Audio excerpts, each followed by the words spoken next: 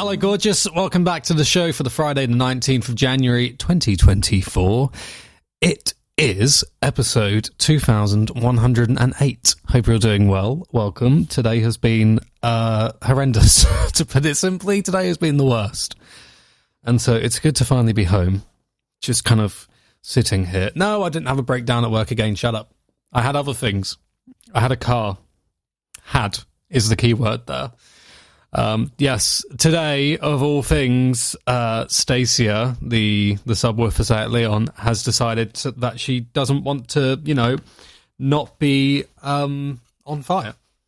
And so I have had a wonderful, and then cursing AXA out here, a absolutely wonderful day, waiting on the side of a very busy main road with Stacia, who basically in the morning, I was like 3 miles to work, potentially, probably more than that.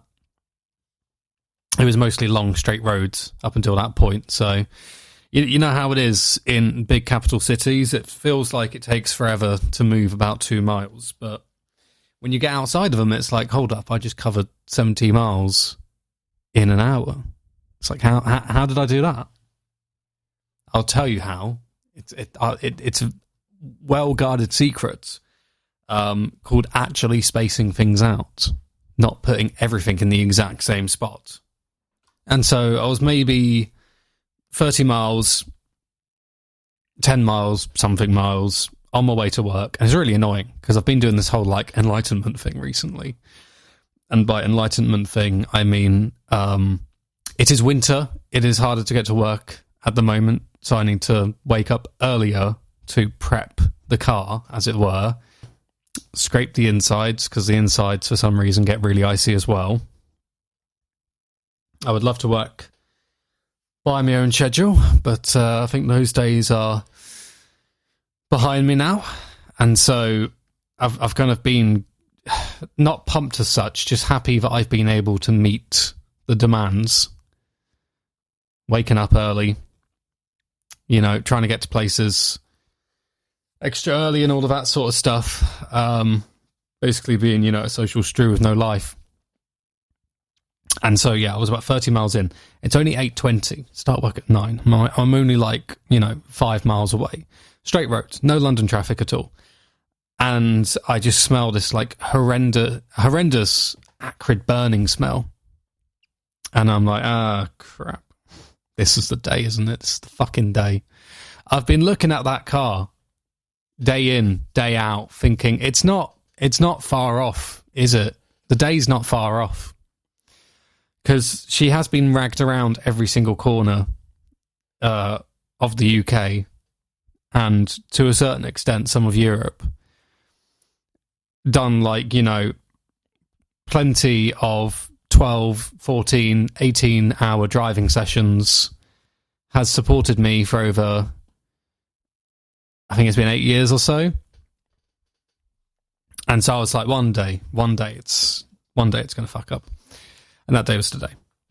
And so got out of the car, looked at where the source of the smell was, and saw a fair bit of smoke. And I was like, that's not good. That looks exactly like how it looked when the clutch blew up.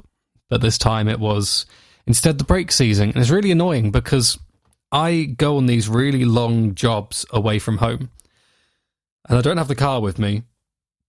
And so I don't know what's happening with the car, and I forget how the car drives after a while. So next time I get in the car and I'm like, oh, that feels a bit crap. A lot of the time I just have to kind of be like, well, maybe it is. Maybe you just kind of get used to that crapness, as it were.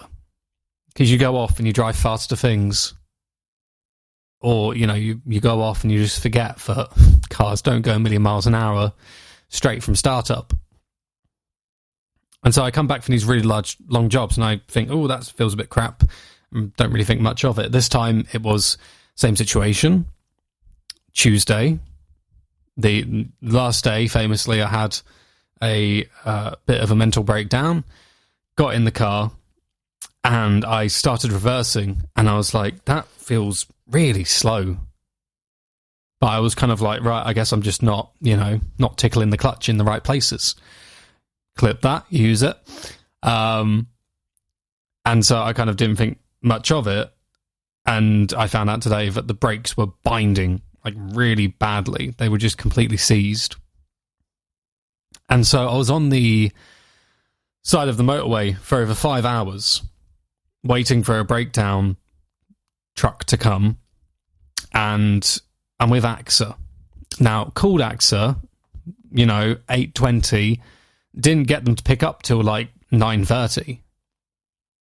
Like every single line was either not going anywhere, or it didn't exist, or it was for, Great Dane insurance. And it's like, right, well, that's not what I want. And so I finally get through to them, and they're like, okay, cool, we'll send someone over. I'm like, sick, see you in a bit, cuz, wagwan. An hour passes, an hour and a half passes. I'm like, cool, there's nobody here. Get a phone call, and he's like, I'm in Oxford, where are you? I'm like, I am nowhere near Oxford. That's for sure. Turns out, AXA sent him to the wrong place. And so I asked for another one. I'm like, right, well, you've fucked up that. Can you send another guy? And they're like, okay, sure, he's coming. Hour passes, hour and a half passes. 2.5 hours pass.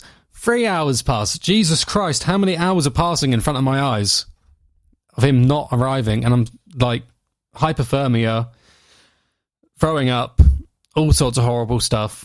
I'm like, I just want to get the car in the fucking garage and go home. Like, I've already told work, there's no way. I'm not coming in today. There's no chance, because by the time I get it back into the garage and try and get a bus to work, the day's pretty much already gone. And as it turns out, that was literally the situation. I got back here at about 4 o'clock. I would have finished at 5.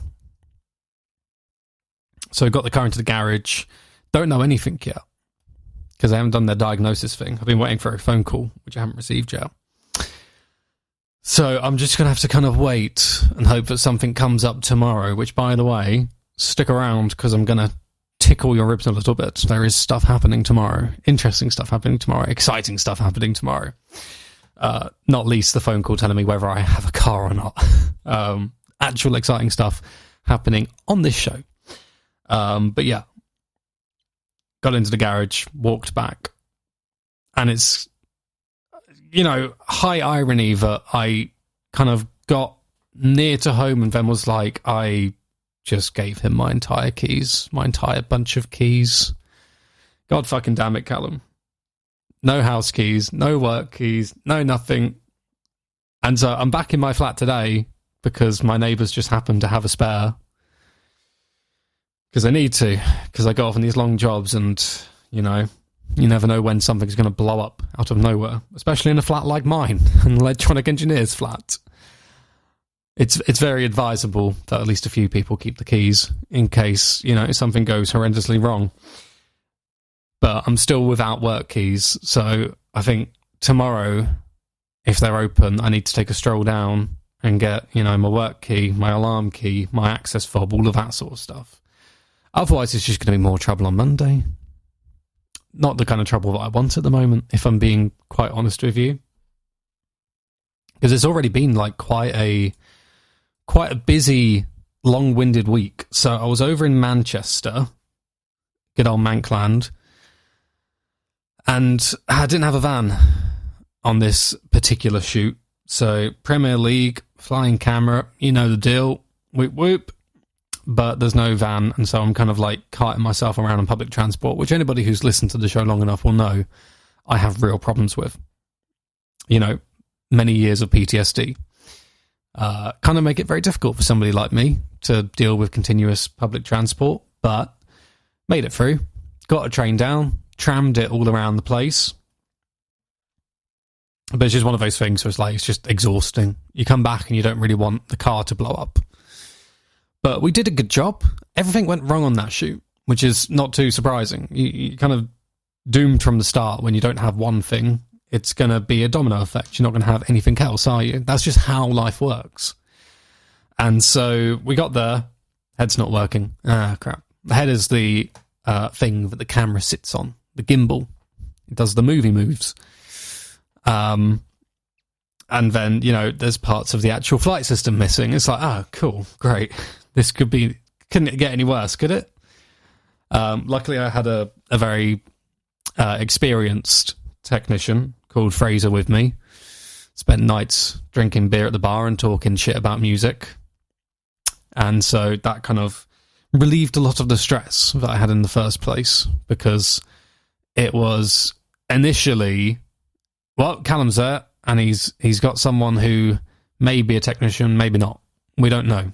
We haven't looked into it. The looking into things machine is broken. Sorry, can't do that. I was like, crap. So luckily it turns out, experienced man kept things kind of going.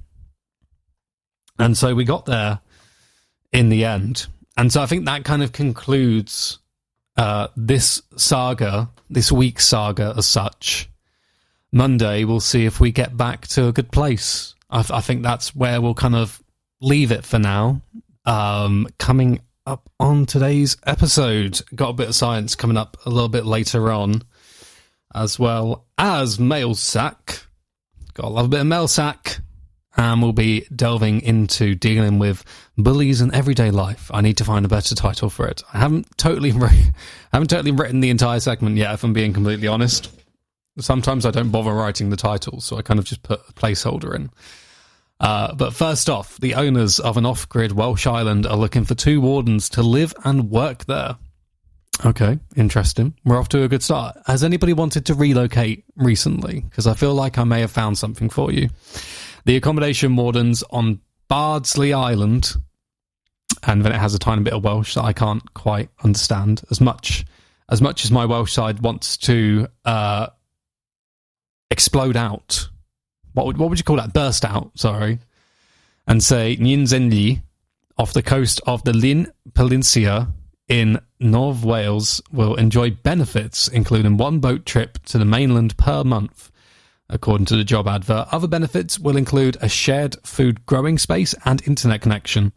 The island, measuring 0.69 square miles, has a population of 11 and is claimed to be the burial site of mystical wizard Merlin. You know, the one from the holiday park. The Bardsley Island Trust is looking for joint applications from 2 individuals who are expected to live and work together. Successful applicants will be paid £11.44 per hour, with their contract lasting from 1st of March until the 30th of October. The island, which has limited electricity provided by solar panels, can run a light, fridge freezer and internet router. The job description says there is no indoor running hot water and a composting toilet is located outside. The job description says the ability to speak both English and Welsh is compulsory, with a driving qualification also desirable. Pop-de ping.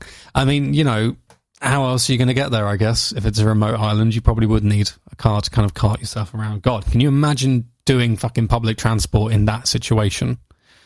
Every time you need to go to the island, it would just be a whole other palaver, even trying to find a service that goes near it. So, where do we sit on this? I wonder, where do we sit on this? Mail sack coming up on another episode about that. £11.44 per hour. If that is like a 9 hours a day, I feel like that is a bit exploitive.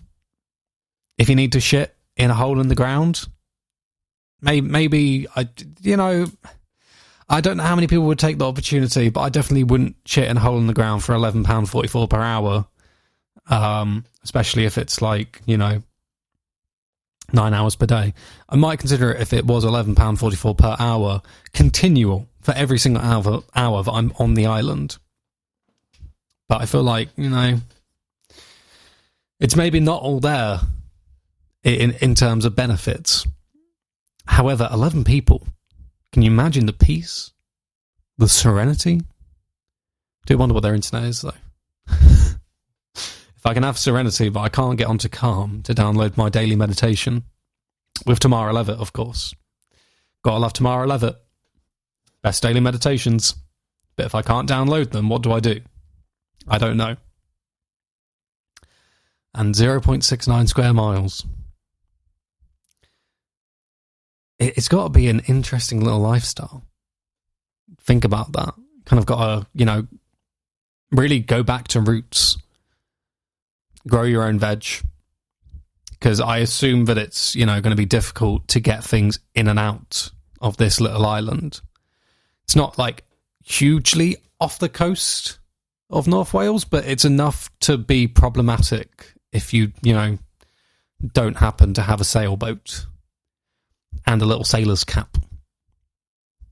And you pop spinach and it flies in the air and you catch it in your mouth and you make some weird noise.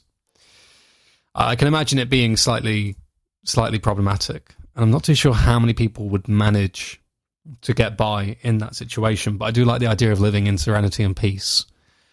Just, not so much crapping in a hole in the ground. Maybe that's not for me.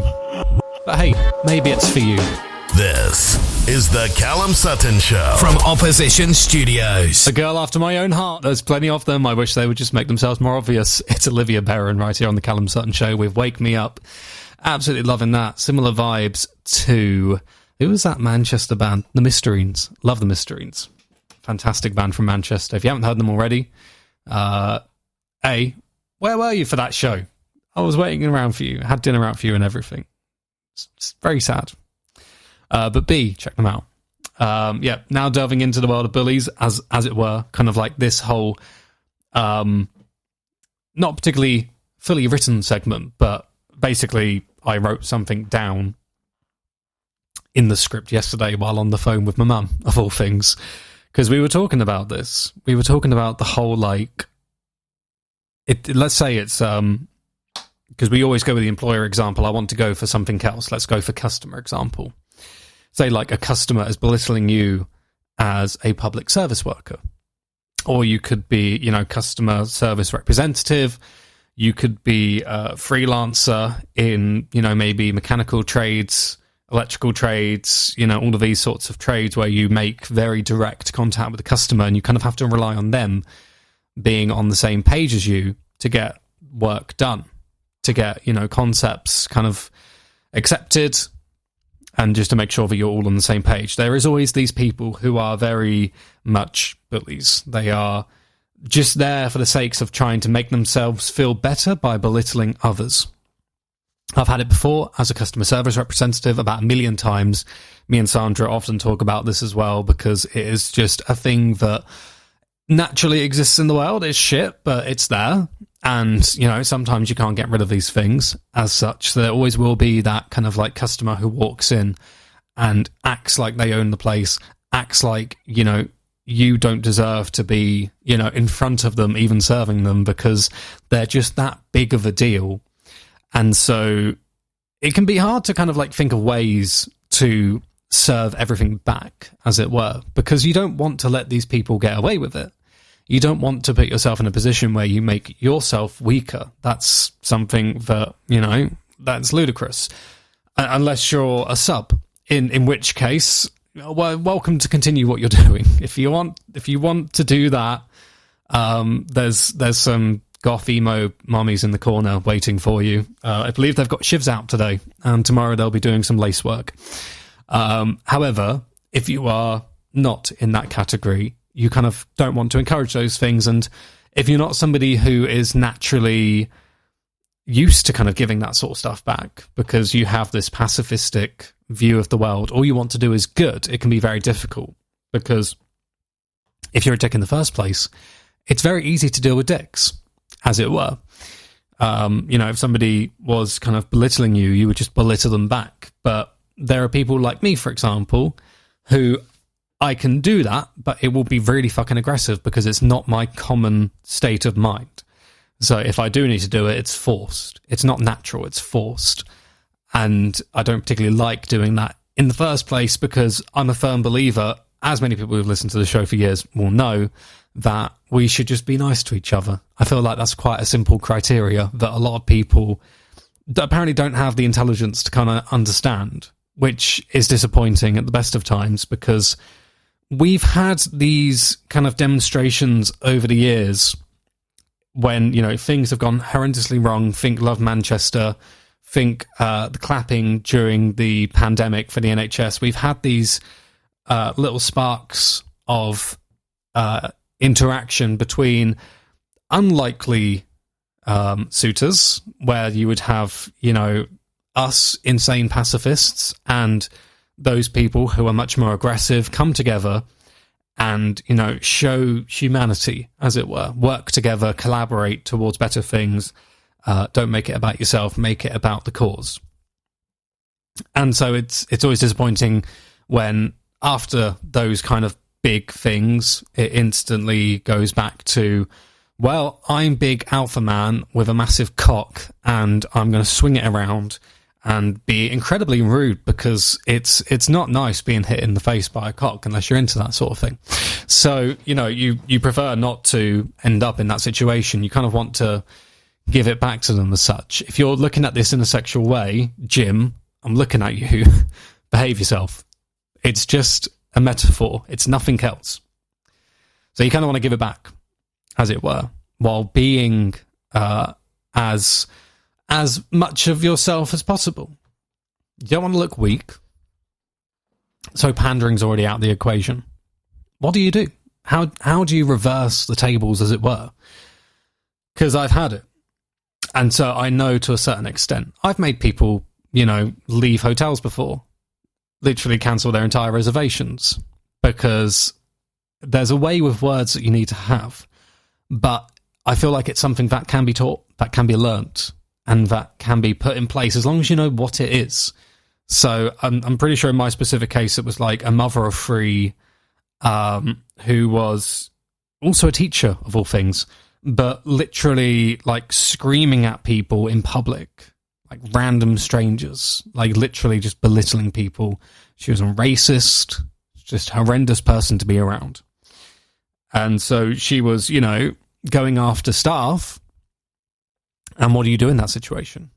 It's not just a case of, right, let's get back a bit, let's let her have her thing, because that just gives her more room.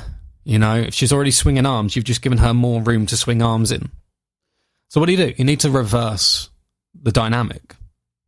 She's a mother, right? So you need to take advantage of that very specifically. What if it was her sons that were calling her at the end of a long work day, saying that they had, enough of everything? They couldn't continue the way they were because of how the public treats them. They were at the end of their rope. Would that not then immediately make you a lot guiltier, knowing that you were one of those same people causing those problems? It's about making it more about you should be disgusted by yourself rather than I'm disgusted by you. It's not inflecting this belittling way. It's not saying you're a dick kind of thing, being straight up blunt. It's more saying you should know that you're a dick. You should realise the actions that you're taking and the implications it has. You have to be very, methodic about it and kind of dish it back exactly like that. You go into work. Your boss is the type that belittles people. Maybe he does things that, could be considered illegal. Say, making you work overtime with no pay and then locking you in an underground warehouse. Genuine thing that happened to me at one point. Hello, Tesco Luton. Hope you're doing well over there. I'm pretty sure that manager was arrested. Turns out, very dark history behind him. Say you're in one of those situations. You need to kind of like take it into your hands to, obviously, fight as much as you can against the things that are being inflicted against you. But don't do it in a way that kind of encourages other people to become part of this problem. You need to do it in a way that kind of keeps you isolated. This is my thing. No, I'm not doing that for you. I don't give a fuck what these lot do. I'm not doing it for you. Simple as that. And then you pull out the big guns and you kind of reverse the tables, as it were. Okay, you want to be like that? Well, I'm just gonna do like the exact opposite of everything you do. I'm just gonna, silent quitting, all of that sort of stuff. Have a good time, chap. And then, follow that up with, is that the type of person that you want to be? Is that seriously? Is that the kind of impression you want to give to your kids, when they're born, whenever the fuck that will be, when you're out of prison probably, is that what you want to be? Really? You have so many options. You could be so many things, and you want to be that. And so we we were talking about this. And I think it's just something that at some point I need to have quite a in-depth conversation about, potentially with some more people. Get Alex Rowland in here, see if Lewis is about. Etiquette. Kelly, where are you? Get everyone in and just have like a proper conversation about this. Because I feel like it could lead to some very interesting... Because it's about creating the methods as such. It's about creating methods for it, rather than being like, well, I don't like my life, all of this sort of stuff, blah, blah, blah. It needs to be more, well, I don't like my life. However, here's what I'm going to do about it, and here's what you can do about it as well. And I feel like eventually, if we have these conversations, it could lead to some interesting things. So, yeah, more on that at a later date. We're back with the Callum Sutton Show. SuttonShow.net. In the meantime, it's time for the mailsack. Choo-choo! It is karaoke. Fantastic username there. Dear Callum and Show, I brought a pack of diced beef yesterday and it gave me a serving suggestion of 3 people. Consider I'm making dinner for 6. Do I need to go out and buy another pack of beef? 400 grams, mind you. Quite enough to keep me satisfied. Or is it the suggestion and a load, or is the suggestion a load of nonsense? Cool. Yeah, let's start with the maths here. 400 grams between 3 people is a little over 130 grams per person. Now, what the Department of Health and Social Care recommends is 70 grams or less of red meat a day. Preferably not consuming daily, but instead kind of staggering it around. So if the product is just red meat, Tesco is suggesting that gluttony is the answer and that we're not plump enough at the moment. But I think, in general, suggestions are kind of a weird thing. And, you know, you kind of just need to play with these things. I've got things in the freezer right now that I made with, you know, what I would consider a minuscule amount of meat. But, you know, have fun with it. Pad it out. It doesn't need to be red meat all the time. Cannellini beans is nice in a kind of like a slow cooker beef stew. If you want to pack that out, cannellini beans, hard to say, and nobody puts potatoes in their beef stews for some reason. They always serve it with potatoes on the side. Just pop it in. If you got like a 2.25 litre or a 2.5 litre slow cooker, just pop a bunch of potatoes in there. You've got space for it, so you might as well. If you do skin on, it creates a nice little unique texture in, you know, that whole world of just, it's soft, it's meat.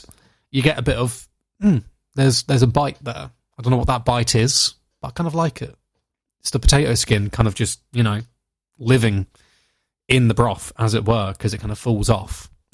It's potato falling off the bone, as it were. And I like several day old wine. They always say, like, don't keep a bottle of red wine open for several days, but for me personally, I think that's the only real way to do it for a lot of cheaper wines. Although I firmly believe that price point doesn't really affect wine at all. Unless you're looking at, like, you know, £4 Tesco Merlot. Yes, there is a very, very big difference there. But you can tell in the ABV, because if it's like 10%, yeah, that is a stupidly mass manufactured, done within so many guidelines wine that it actually becomes terrible because they have to add sweeteners and colorings to it, which is weird for a wine. But if you're in the ballpark of 13 to 14%, you know it's a standard wine. It's a wine. It could be of any quality at any price point, because ultimately the connoisseurs apparently know nothing. And we've been taught that, you know, time and time again, because there was that whole thing where they blindfolded a wine connoisseur and gave him the cheapest bottle that they could find. And he gave it like a 5-star review, but only because he didn't know that he was drinking something that wasn't, you know, £300. Sometimes it's all just a bunch of crap. Most recently, I've tried Carlsberg Export. Now, I've looked at that for the last, 12 years and not bitten once. 12 years? I've highly overestimated my age there. Either way, saw that on the shelves the entire time. I was like, right, well, it's It's just going to be like a special brew kind of thing. Not very nice. Just kind of made for the Stella Artois crowd of late. But it's actually quite nice. Carlsberg Export is very close to Heineken with a slightly darker, slightly more meaty taste to it, as it were. So, you know, £5.50 for a 4-pack of pint cans of Carlsberg Export. It's not a bad deal at all.